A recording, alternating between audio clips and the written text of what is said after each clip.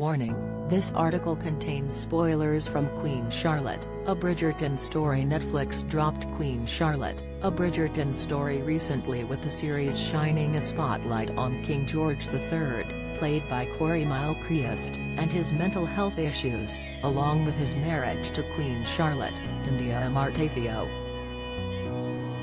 The series finished on a poignant note as the older Queen Charlotte, Golda Rocheville, went to see her husband King George III, James Fleet, with the couple living wholly separate lives, as depicted in the parent series Bridgerton. Many viewers are curious to know more about the real king away from the show, which is a fictional take on the love story. How did King George III die? King George III died in 1820 after suffering from Alzheimer's and what historians now believe to be bipolar disorder. Professor Roberts exclusively told Express.co.uk about the monarch's last days. Well, they're tremendously sad. It's a bit like King Lear. There he is, poor man. He played the harpsichord in his rooms on the North Terrace in Windsor Castle, but he couldn't hear it because he'd gone deaf.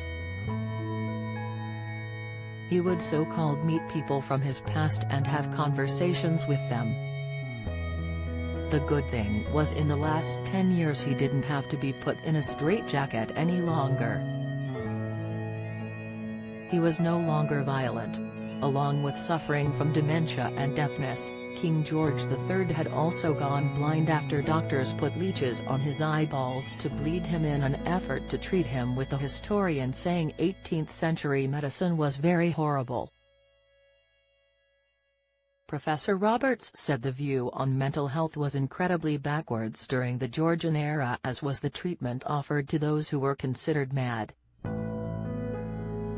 Don't miss. King Charles has regrets over Prince Harry's coronation invite. Inside John Cleese laughs as he slams embarrassing coronation. Latest: the cast of Rising damp now from untimely death to Harry Potter stint. Update: the historian continued, it was heartless and cruel, and the way the king was treated was incredibly cruel. What they didn't have was a sense that you could ever get better and people recognize that you can come out of madness, which he did. King George had 4 big episodes, the first between 1788 to 1789, the second in 1801 for a few months, the third in 1804, and his final one in 1810 until his death 10 years later. But Professor Roberts said in between these episodes, the king was back and on official duty, doing all the other things kings do. Professor Roberts said if King George III was treated today, he would be given a course of drugs and calming ways of dealing with his illness. Reflecting on whether the pressures of rule took their toll on King George III's mental health, he said, I don't think so, because there have been loads and loads of people who have been kings or politicians or statesmen, who've had pretty much equal pressure, who have not gone mad or been depressed.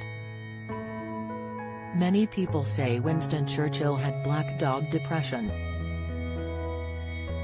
He did not. He mentioned it once in a letter to his wife Clementine, in a letter in 1911, in a time when people talked about black dog just being a bad mood. Adding, he did not have something that plunged him into a deep depression when there was no need to.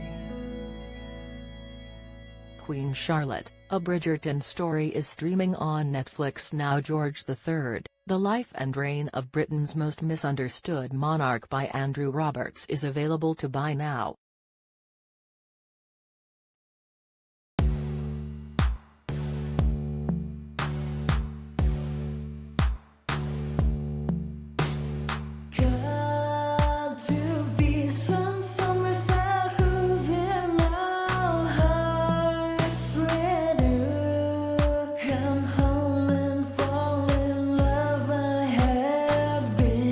Trying to find a way.